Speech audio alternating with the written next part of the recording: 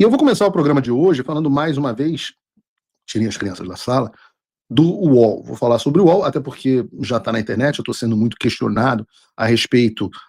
Eu já trouxe o UOL, a segunda vez que eu estou trazendo isso para a semana, né? Aliás, nessas semanas, a segunda vez que eu estou trazendo, é a terceira vez que eu estou trazendo o UOL, então, cuidado, né? Eu sempre digo que uma reportagem do UOL equivale a mais ou menos 7 latas de Coca-Cola Zero ou um maço de Marlboro vermelho para sua saúde. Então evitem o UOL, mas de vez em quando eu tenho que trazer aqui para vocês. E por que eu tenho que trazer nesse caso? Porque a internet está falando muito sobre o tal do vazamento do UOL que envolve o meu nome na reportagem. E eu acho que a melhor forma é ler e comentar aqui para você a reportagem que está estampando a página da Home, desse que é um portal predileto da esquerda no Brasil.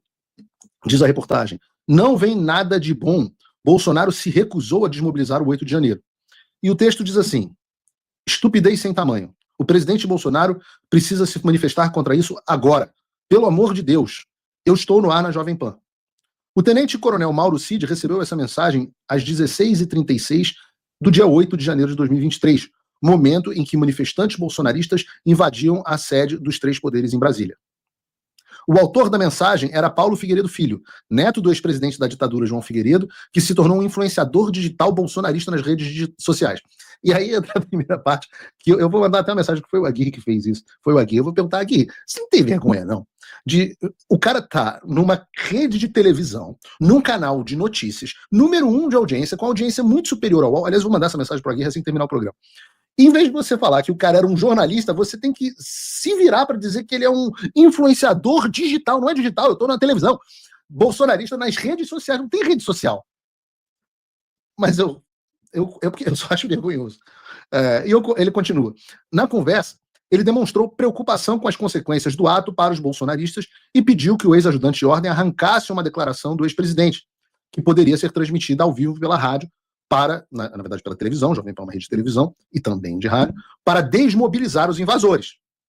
Bolsonaro estava nos Estados Unidos na ocasião.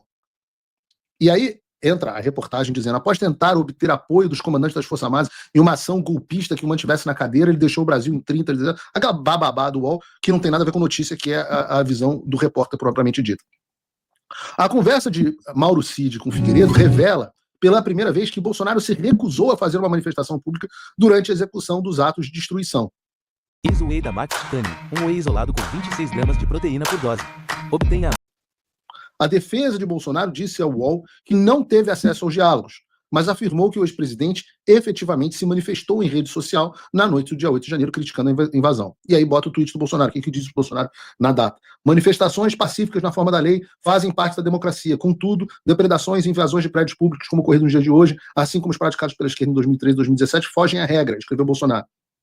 A publicação, entretanto, foi feita somente às 21h17 em uma das suas contas na rede social. Justiça seja feita.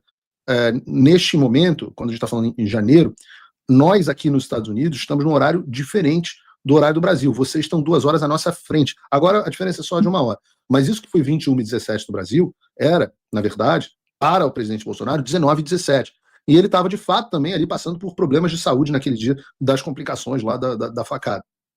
Mas ele se manifestou depois que os atos já haviam sido contidos pela Polícia Militar e àquela altura o governo federal já havia decretado intervenção na segurança pública do DF.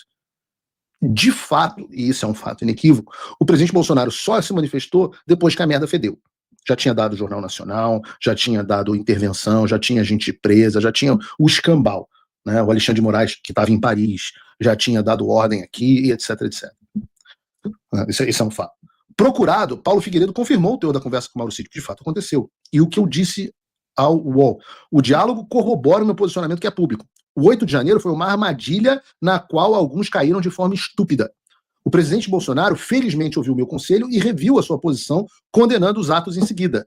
O que é interessante e curioso para mim é, e aqui entra um dos pontos-chave aqui, se a Polícia Federal tinha acesso a esses diálogos e sabia da minha posição, por que aparentemente me indiciaram sem base alguma? E por que a PGR me denunciou? É claro que o motivo é político, disse ao UOL. Aliás, o UOL não teve nenhuma dificuldade de me localizar, ao contrário dos oficiais de justiça do Alexandre.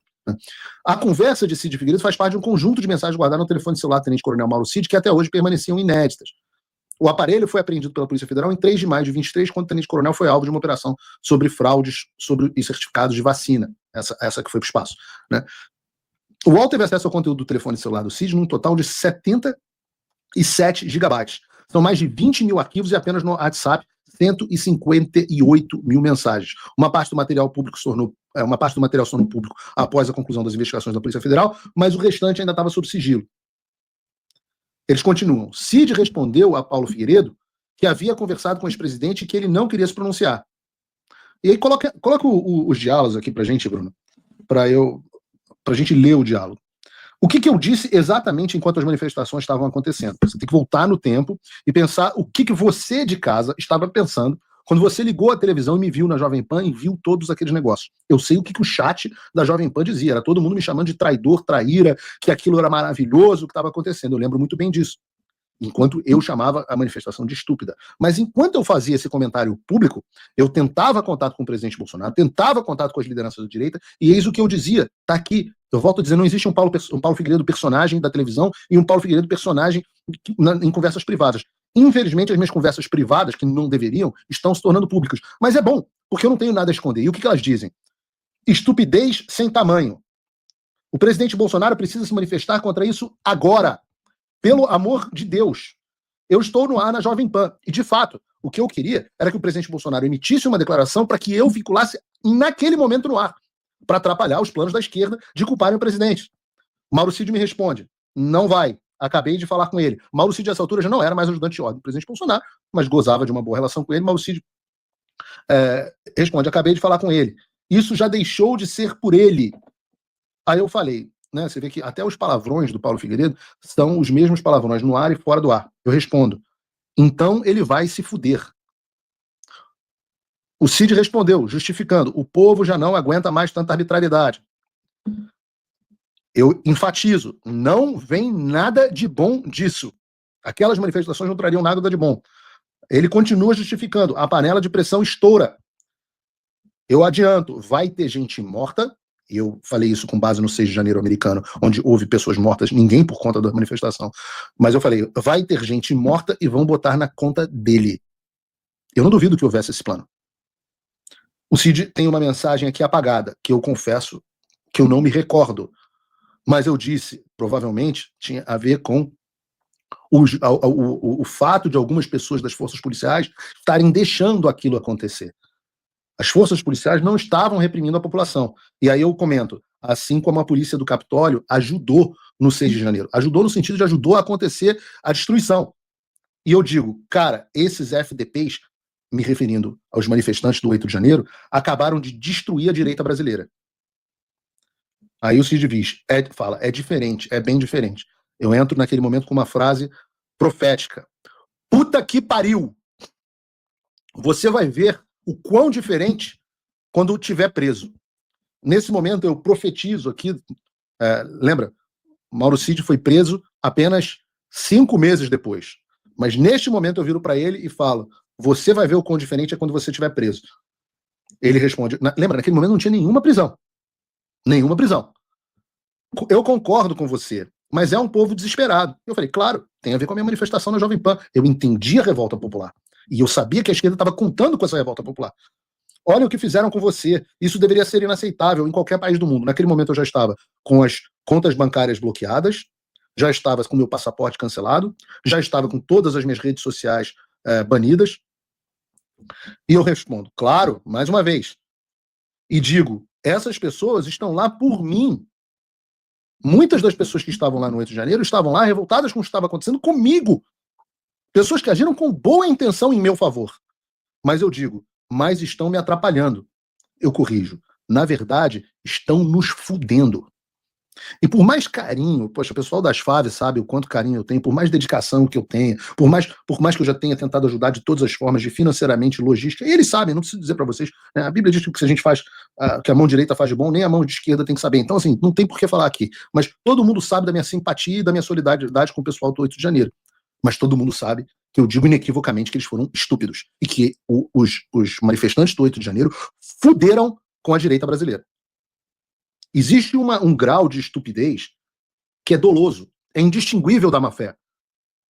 Isso é muito importante, anotem isso. Existe um grau de estupidez, dolor, que é doloso, indistinguível da má-fé. O que eu quero dizer com isso? É que não há diferença se você tem má-fé, ou seja, se você de fato tem dolo, ou se você é simplesmente estúpido o suficiente para causar estrago. Eu digo que muitas vezes a estupidez causa mais estrago do que a má-fé.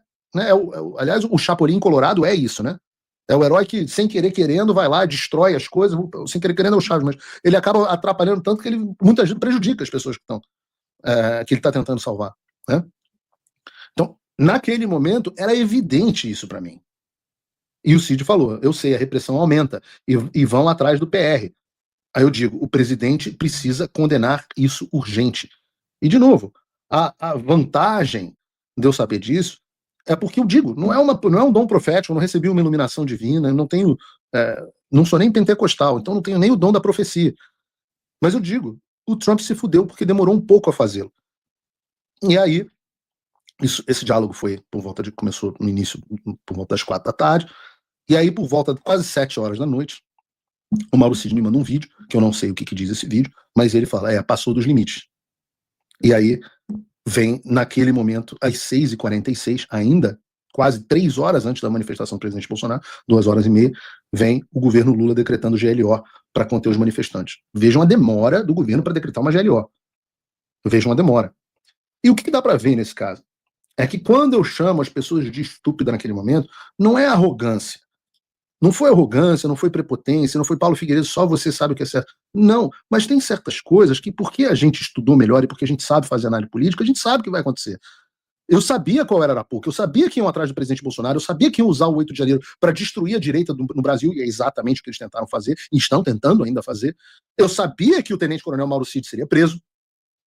Ora, em outros diálogos, que talvez se tornem públicos em algum momento, vocês vão ver que eu aviso ao presidente Bolsonaro que ele seria alvo de uma busca e apreensão, com base numa desculpa qualquer, na época eu achei que era o inquérito das joias que eles iam utilizar, para pegar o celular dele. Como Paulo Figueiredo, como você sabe que o presidente Bolsonaro ia sofrer uma busca e apreensão antes dele sofrer uma busca e apreensão? É porque você tinha uma fonte na Polícia Federal? Neste caso, não.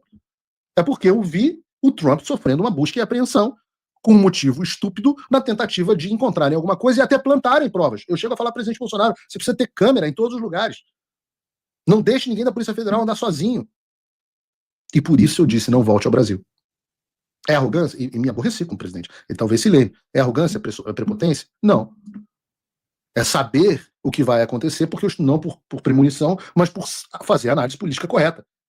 Que é o que eu acho que falta miseravelmente às pessoas, ao próprio presidente, mas certamente a muitas pessoas no entorno dele. Acho que ele escuta, principalmente. Do que dá para a gente tirar dessas conversas? Outra coisa que eu antevi aqui no Paulo Figueiredo Show. Vocês devem lembrar que eu dizia, a defesa do presidente Bolsonaro precisa insistir em obter a íntegra do material dos celulares do Mauro Cid, do celular do Mário Fernandes, etc, etc. Porque pode haver coisas ali que inocentem o cliente. Coisas propositalmente omitidas pela Polícia Federal. E daí o que eu quero dizer para vocês?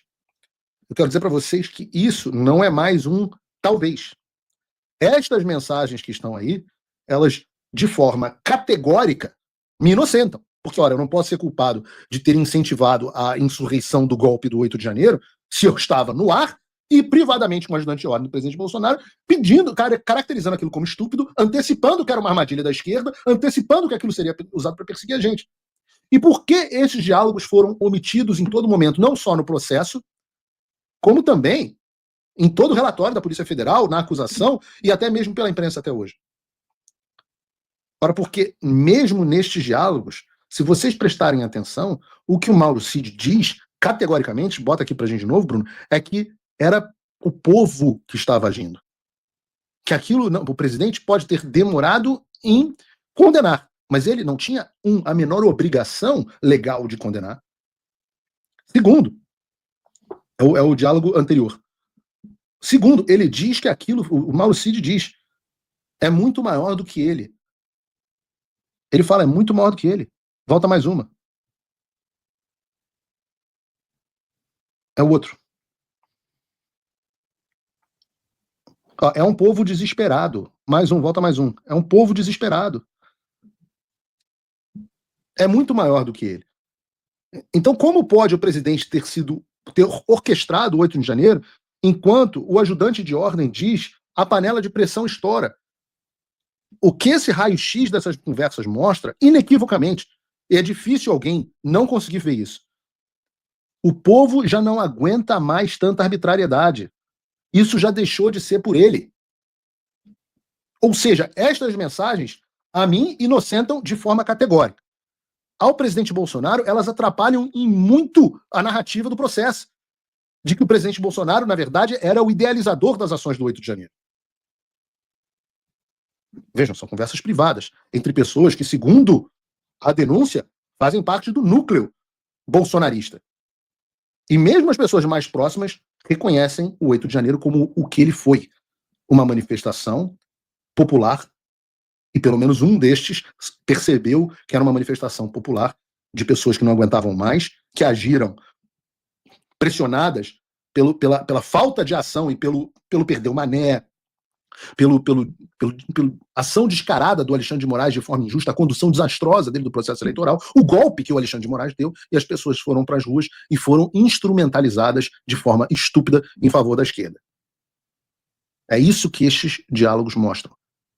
Mas o que eles também mostram é que a Polícia Federal agiu de forma criminosa em conluio com o Alexandre de Moraes. Deixa eu afirmar de forma categórica para que não haja dúvida. A Polícia Federal, na época do senhor Fábio Shor, agiu de forma criminosa em conluio com o juiz criminoso relator desse processo para omitir diálogos que inocentariam de forma categórica um dos réus, que é o meu caso. O que eu estou dizendo é a Polícia Federal e a Procuradoria-Geral da República sabem da minha inocência. Não há, poxa, eles não há falta de diálogo, você tem que apresentar uma defesa porque eles vão. Eles sabem que eu sou inocente. Assim como eles sabem que o presidente Bolsonaro é inocente. Mas nós hoje temos gangsters dentro do governo, para usar o termo do atual diretor do FBI, Kash Patel, que escreveu o livro Government Gangsters, exatamente sobre estas pessoas que ocupam cargos governamentais e utilizam ele em favor da sua agenda política.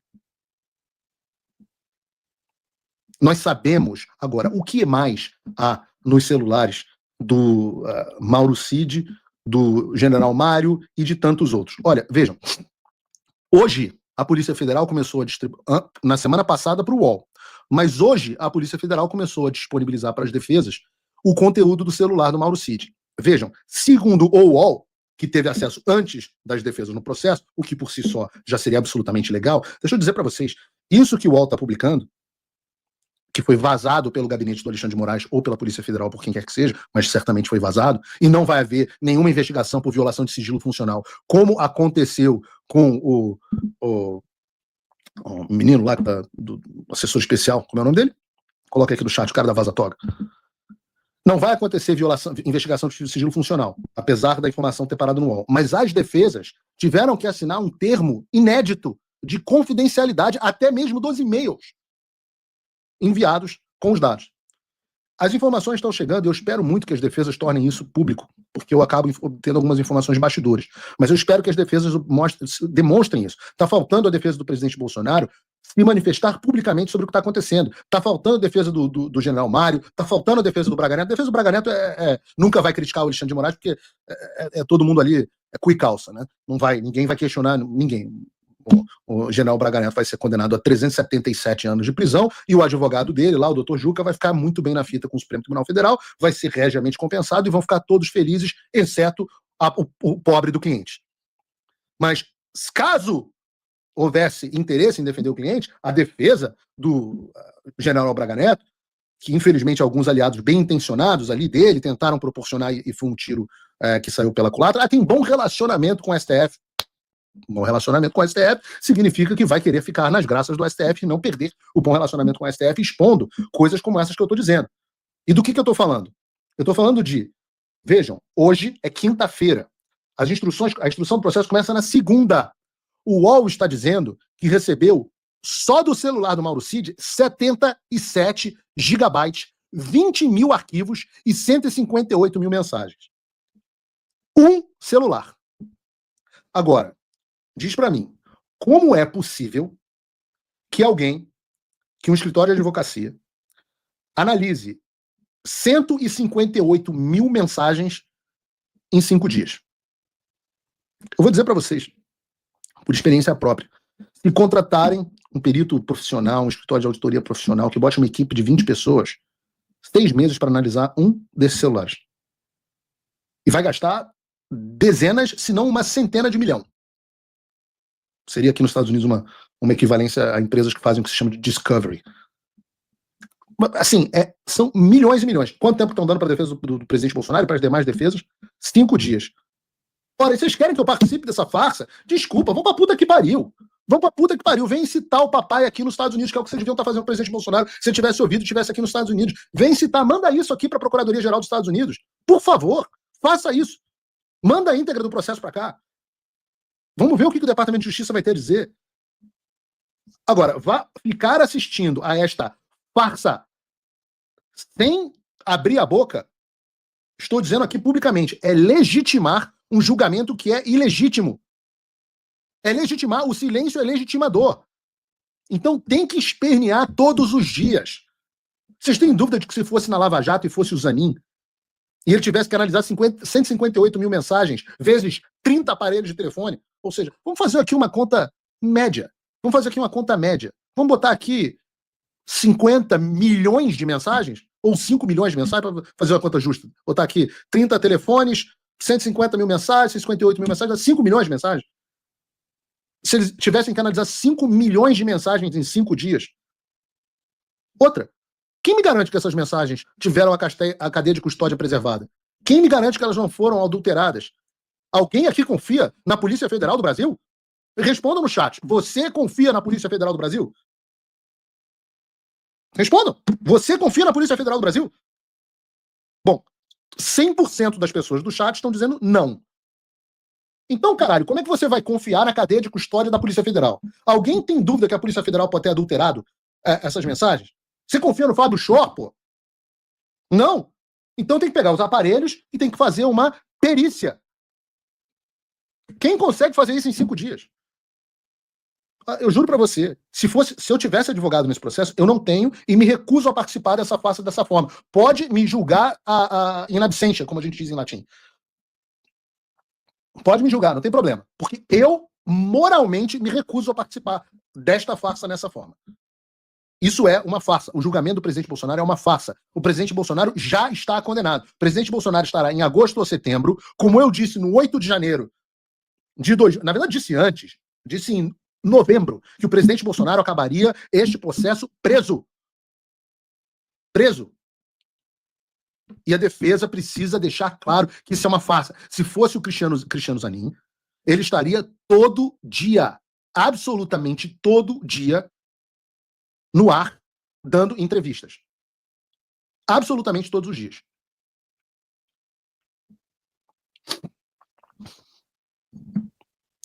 Beber até uma água. Tô ficando gripado. Você pode viajar pra cacete.